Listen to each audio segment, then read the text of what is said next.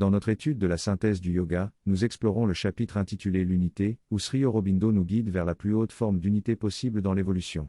Il explique que l'expérience de l'univers est divisée en un domaine supérieur où la divinité est manifeste et un domaine inférieur où elle est cachée.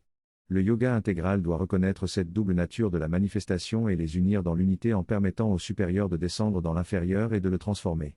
Pour que cette transformation soit complète, il faut éveiller le mental de vérité, qui correspond au surmental, et qui représente une partie de ce pouvoir divin. L'émergence du surmental permet une connaissance intuitive directe et une pleine manifestation de celle-ci peut transformer toutes les limitations et divisions. Le supermental agit également pour unifier les connaissances, la volonté, les désirs et les émotions, et révèle l'essence de la joie et de l'unité derrière tout. Ainsi, par le déploiement du surmental, la véritable nature de la Satchitananda est révélée et permet d'atteindre une vie divine parfaite et une harmonie universelle. Ce texte décrit le processus de l'émergence du super-esprit et comment il permet de mettre en harmonie tous les éléments de notre esprit et de nos sens. Lorsque le super-esprit émerge, il révèle la vérité cachée derrière les suggestions dispersées et mal combinées de notre mentalité. Notre esprit fonctionne souvent par flash d'idées et de suggestions, mais celles-ci se dissipent rapidement et sont souvent remplacées par de nouvelles. Cela crée une agitation constante dans notre esprit et nous empêche d'atteindre une compréhension profonde et unifiée. Cependant, lorsque le super-esprit émerge, toutes les pièces du puzzle se mettent en place de manière harmonieuse sans aucun effort de notre part. L'analogie utilisée est celle d'une personne se promenant dans la forêt avec une lampe de poche, essayant de cartographier la forêt. Mais à cause de l'obscurité et du manque de repères, la personne se retrouve souvent à revenir au même point, réalisant qu'elle marche en réalité en cercle. Il lui faut donc réorienter sa direction à plusieurs reprises. De la même manière, notre esprit, dans sa quête de compréhension et de connaissance, peut tourner en rond et chercher constamment de nouvelles réponses. Mais lorsque le super-esprit émerge, il permet à toutes les informations de tomber en place d'elles-mêmes, sans effort de notre part. Les pièces qui ne semblaient pas s'ajuster dans notre esprit trouvent soudainement leur place et la transition se fait naturellement. Notre esprit cesse de lutter et sa recherche devient inutile. Cela peut être observé dans le domaine de la science, où de nouvelles découvertes remettent en question les connaissances existantes et nécessitent une réévaluation de tout le système de pensée scientifique. Mais lorsque la vérité sous-jacente émerge, tout se met en place naturellement et sans effet fort. En résumé, lorsque le super-esprit émerge, il révèle la vérité cachée derrière les nombreuses suggestions dispersées de notre mentalité. Tout se met alors en harmonie et chaque élément trouve sa place dans la vérité unifiée. Cela se produit de manière naturelle et sans effort, permettant à notre esprit de trouver la clarté et la compréhension. Dans cet extrait, l'auteur explique comment la vérité et la lumière supérieure peuvent faire tomber en place les différents aspects de notre esprit et de notre volonté. Il compare cela à la façon dont un chef d'orchestre harmonise les différents instruments d'un orchestre pour créer une expérience musicale complète. Il souligne que lire les partitions individuelles des instruments ne peut pas capturer la plénitude et la joie de la musique vivante, de même que l'esprit et la connaissance ne peuvent apprécier pleinement l'univers tant qu'ils n'ont pas l'unité d'un chef d'orchestre. Le texte parle de l'importance du chef d'orchestre dans la création d'une harmonie musicale. Le chef d'orchestre rassemble les musiciens qui jouent chacun leur propre morceau de musique et les guide dans un mouvement harmonieux. C'est lui qui apporte la connaissance et la volonté nécessaires pour coordonner les impulsions individuelles des musiciens et les transformer en harmonie spontanée. Le texte compare le rôle du chef d'orchestre à celui d'une personne qui cherche la satisfaction dans ses sensations et émotions. Nos sensations et émotions cherchent à satisfaire un besoin de plaisir, que ce soit à travers des expériences variées ou des émotions positives. Cependant, comme les musiciens qui ne savent pas quel morceau apportera de la satisfaction, nous devons essayer différentes expériences pour trouver celle qui nous comble. C'est notre quête de satisfaction qui nous pousse à chercher constamment de nouvelles expériences. Le texte souligne l'importance de suivre cette quête intérieure de satisfaction pour trouver le véritable bonheur dans la vie. Lorsqu'il s'agit de choisir un film parmi plusieurs options, nous pouvons être confrontés à un excès de choix. Cette abondance peut rendre difficile la décision, car nous ne savons plus exactement ce que nous voulons.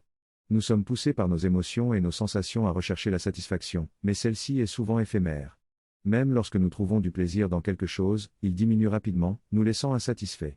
Nous passons alors à la recherche d'une nouvelle source de satisfaction, dans l'espoir de trouver quelque chose de mieux.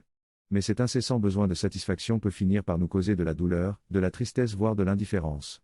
La nature même de l'acquisition de la satisfaction est telle que nous ne pourrons jamais l'atteindre pleinement. Elle reste toujours partiellement saisie et, par conséquent, porte en elle une forme de insatisfaction. Dans l'ensemble, nous sommes souvent confrontés à des moments de frustration plutôt qu'à ceux de satisfaction. Cependant, c'est cette recherche de satisfaction qui nous donne de l'espoir et nous pousse à continuer à chercher. Dans l'ensemble, notre expérience est une quête du délice universel qui réside derrière toutes nos émotions et sensations. Lorsque nous parvenons à apprécier pleinement et dans leur relation juste toutes les nuances de ces sensations, nous atteignons un état de délice durable. Mais si nous divisons cette expérience en morceaux isolés, nous perdons la relation avec le tout et la valeur de ces morceaux diminue. Il est donc essentiel de percevoir l'ensemble, comme un orchestre dont les instruments s'unissent pour créer une harmonie. Si nous isolons certains instruments, la musique devient ennuyeuse. Ainsi, la clé pour atteindre le véritable délice réside dans la capacité à apprécier l'ensemble, dans toutes ses nuances et ses relations justes. La clé du plaisir réside dans la capacité à recevoir son universalité. Découper et fragmenter ne permet pas de ressentir la plénitude d'un mouvement, que ce soit dans la musique, la nourriture ou les émotions. Notre incapacité à tout prendre en compte nous limite dans notre capacité à apprécier pleinement. Par exemple, dans un buffet avec de nombreux plats, on ne peut pas tout manger malgré le désir de tout goûter. Il en va de même pour les couleurs visibles, qui ne représentent qu'une infime partie du spectre complet. Si nous étions capables de percevoir une gamme plus large de couleurs, notre expérience serait bien plus riche. De même, nos émotions peuvent nous submerger si nous ne sommes pas capables de les contenir ou de les apprécier pleinement. En somme, notre capacité de perception est limitée et empêche une jouissance totale. La caractéristique première de cette délicieuse universalité est la sérénité. Elle permet de ressentir l'ensemble du spectre des émotions et des sensations sans agitation ni sentiment d'être submergé. La profondeur est la deuxième caractéristique, permettant d'explorer chaque expérience en profondeur. La troisième caractéristique est la puissance, l'intensité de chaque contact et de chaque expérience. Cette satisfaction que nous recherchons dans la délicieuse universalité est également le contact avec toutes les choses, la relation sous-jacente qui se révèle à travers ce contact, et c'est cela que nous appelons l'amour. Lorsque le super-esprit émerge, il révèle cette unité sous-jacente de la volonté lumineuse et de la délicieuse universalité, ainsi que la connaissance, la volonté et la jouissance de Satchitananda. Avec l'émergence du super-esprit, il y a aussi une coordination à travers les extrêmes, permettant de réconcilier les opposés et de voir leurs relations dans le contexte plus large de cette délicieuse universalité. Cette révélation harmonise les divisions et les oppositions de l'existence et nous montre l'unité et l'infini à travers toutes ces différences. En plaçant la vérité sous-jacente de tout ce qui est visible, les extrêmes, les divisions et les efforts contraires sont harmonisés dans cette unité infinie. Ibed, selon l'auteur, révèle l'action universelle et la vérité de l'être. Il explique que tant que nous ne voyons qu'une partie de cette action, nous ne pouvons pas remonter à sa cause sous-jacente. Seul un esprit infini peut vraiment reconnaître notre expérience. Le super-esprit émergent apporte l'infini et l'unité, ce qui rend possible toute cette expérience. La vérité de l'être est l'aspect qui avait été négligé jusqu'à présent. Tout émerge de la conscience divine et de l'être du divin. Chaque mouvement est une manifestation unique dans le temps et l'espace. Chaque rayon de lumière que le soleil émet est unique et se déplace dans une direction unique. Chacun de nous est une manifestation unique du divin, explorant et se déployant.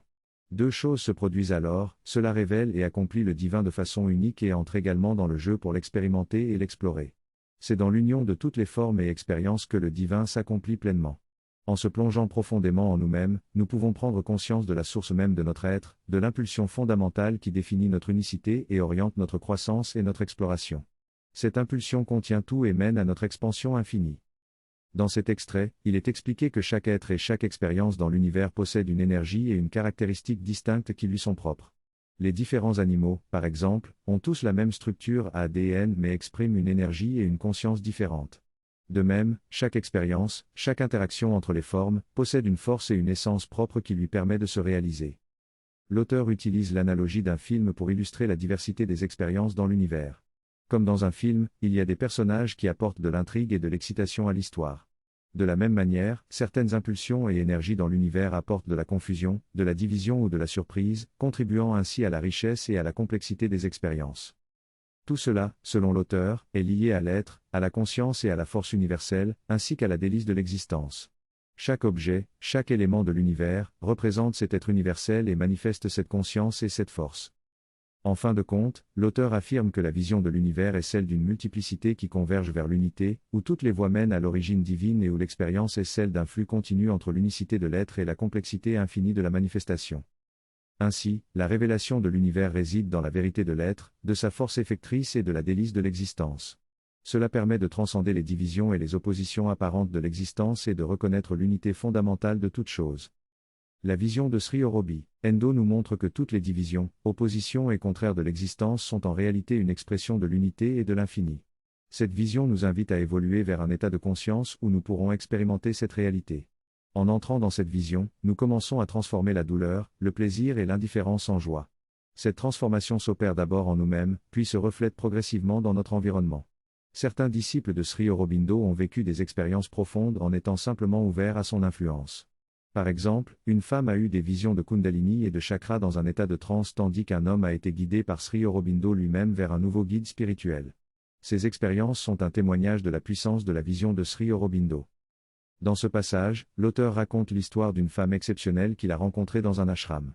Cette femme a été acceptée comme l'assistante de la mère spirituelle de l'ashram et a donc été exposée à l'intensité de son aura et de son énergie.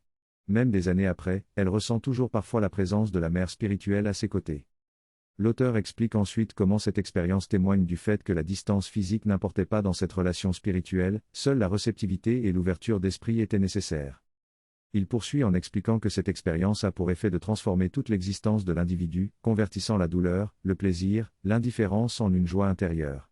Il décrit également la relation entre le soi, infini et sans limite, et l'être psychique, limité mais avec la capacité de croissance et d'évolution, et comment celle-ci permet l'exploration et la découverte de soi. Enfin, l'auteur souligne l'importance de l'esprit de vérité et de la réception mentale pour que cette transformation puisse avoir lieu dans la conscience individuelle, conduisant à la réalisation de la conscience suprême et à la possession de la béatitude infinie.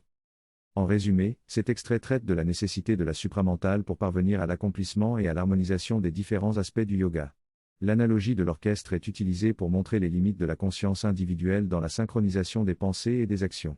Bien que la pensée puisse synchroniser des groupes restreints, elle échoue lorsqu'il s'agit de coordonner un grand ensemble tel qu'un orchestre ou l'ensemble de l'univers. Pour cela, il est nécessaire d'avoir une conscience omniprésente et supermentale, capable d'impulser et de maintenir l'harmonie dans toute la complexité de l'univers. Dans ce paragraphe, l'auteur explore la notion de la superconscience, ou supermind. Cette forme de conscience est différente de l'esprit ordinaire, car elle est présente partout et agit comme une impulsion universelle, une énergie qui soutient tout. Cette superconscience-ci, est également la source de la joie et de la délectation présente dans tout l'univers. Elle est donc la seule force capable de maintenir l'harmonie parfaite de l'univers et de révéler cette harmonie cachée. Les perceptions directes de la vérité proviennent de cette superconscience, qui est à la fois connaissance et volonté créatrice, donnant naissance à l'ordre universel à partir de l'infini. En réalisant cette superconscience, toutes les divisions et oppositions de l'existence s'harmonisent, et la douleur, le plaisir et l'indifférence se transforment en la joie de l'existence même. L'auteur aborde également la compréhension de la douleur à travers l'analogie du sculpteur qui cisèle une pierre dure pour créer une œuvre d'art complexe et riche en détails. En comprenant cette perspective divine, nous pouvons voir la douleur comme un moyen de briser les résistances et de sculpter notre être vers la grandeur. L'auteur se demande pourquoi Dieu utilise des méthodes si extrêmes pour façonner l'humanité. Il explique que Dieu choisit un matériau dur et résistant car il veut aussi que l'humanité possède la force, la volonté et la grandeur. La force représente la manifestation divine et le héros est celui qui incarne cette force. Il affirme que la plus grande force naît des difficultés et que c'est pourquoi la matière doit être battue et façonnée. L'auteur souligne également que la force doit être associée à la beauté et à la perfection pour atteindre la plus grande perfection. Il explique le paradoxe entre la civilisation et la barbarie, où la croissance de la civilisation est souvent confrontée à la force brute des barbares. Il affirme que la rencontre entre ces deux forces amène à une plus grande perfection. Enfin, l'auteur aborde la question de la douleur et explique que celle-ci est nécessaire pour façonner l'homme vers la grandeur. La douleur est comparée à la main de la nature qui sculpte l'homme vers la grandeur. Il explique que la douleur est comme un ciseau qui façonne l'homme de toutes parts, en lui donnant forme et en le rendant plastique. C'est un processus multiple qui consiste en étirement et en compression, jusqu'à ce que l'homme devienne suffisamment élastique pour accepter les changements. L'auteur conclut en affirmant que cette cruauté céleste est faite par amour, dans le même esprit qu'un parent ou un enseignant qui guide un enfant. Dans ce texte, il est souligné que la souffrance et la douleur sont un signe de l'ignorance. Tant que nous sommes ignorants de la présence divine en nous, nous sommes sujets à la douleur. Cependant, si nous travaillons à combler cette ignorance et à laisser l'influence intérieure nous guider, nous pouvons progressivement trouver la voie du bonheur.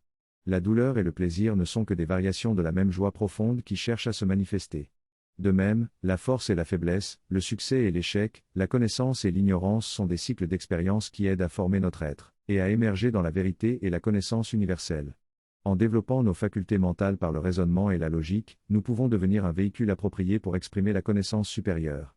Ainsi, nous pouvons progresser vers la réalisation de notre plein potentiel spirituel. La capacité d'un enfant à jouer avec des idées complexes détermine le niveau de complexité des défis qui lui sont présentés dans son apprentissage. Certains enfants sont plus orientés vers les émotions, les sens ou les compétences motrices, tandis que d'autres sont doués pour les idées philosophiques. Chacun est nourri en fonction de ses capacités naturelles, mais aussi poussé au-delà de ses limites pour développer son plein potentiel. Par exemple, un artiste doué pour le dessin se verra présenter des défis de plus en plus complexes dans ce domaine. Cependant, il se peut qu'il ne soit pas doué pour exprimer ses idées philosophiques. La vie met donc en place des situations qui permettent de développer ses capacités spécifiques et de les affiner. Cela peut impliquer de faire face à des défis et des problèmes pour ceux qui ont un potentiel plus élevé, car c'est en surmontant ces épreuves que leurs capacités sont révélées. Par conséquent, la vie offre des occasions de croissance et de dépassement qui correspondent aux aspirations et aux possibilités de chaque individu. Il y a une possibilité qui reste à développer et ces défis vous aident à la mettre en évidence. L'âge auquel on atteint ce point varie, et il est important de ne pas le faire trop tôt, car certaines choses n'ont même pas été essayées ou exposées. Cela s'applique à la fois à l'enfance et à la vie adulte. Le principe est le même, observer l'enfant et ce qui l'intéresse, lui offrir une gamme d'expériences et le laisser avancer jusqu'à ce qu'il atteigne son potentiel maximum. On expose donc la vie dans son ensemble et on assiste à son épanouissement. Pour les adultes, c'est un peu plus compliqué, car nous sommes souvent plus rigides dans notre façon de penser. Après avoir élevé leurs enfants, certaines personnes se retrouvent seules et se demandent quoi faire de leur vie. En leur demandant ce qu'elles ont toujours voulu faire mais n'ont pas pu, on se rend compte qu'il y a encore beaucoup de choses qu'ils aimeraient essayer. Cependant, ils pensent souvent qu'il est trop tard pour le faire. Mais en brisant cette rigidité et en saisissant l'impulsion qui est en eux, ils peuvent continuer à grandir, à s'amuser et à rester jeunes. La jeunesse ne s'éteint que lorsque l'on cesse de progresser. Le texte montre comment cette approche s'applique à tous les stades de la vie et comment elle se connecte au chemin de la connaissance, de la dévotion et de l'action. Il souligne également l'importance de reconnaître qu'il existe une puissance supérieure qui permet à l'esprit de se réaliser pleinement. Cette idée est formulée au moment où l'ère moderne atteint son apogée et nous avertit de nous préparer à l'échec. La transition vers le post-modernisme crée un lien parfait à ce stade et donne à l'humanité l'impulsion nécessaire pour avancer. Au lieu d'un effondrement et d'un cynisme qui aurait pu survenir, cette transition nous offre une directive précieuse. En acceptant et en reconnaissant cela, nous pouvons faire évoluer toute l'humanité vers une nouvelle direction, satisfaisant ainsi notre évolution.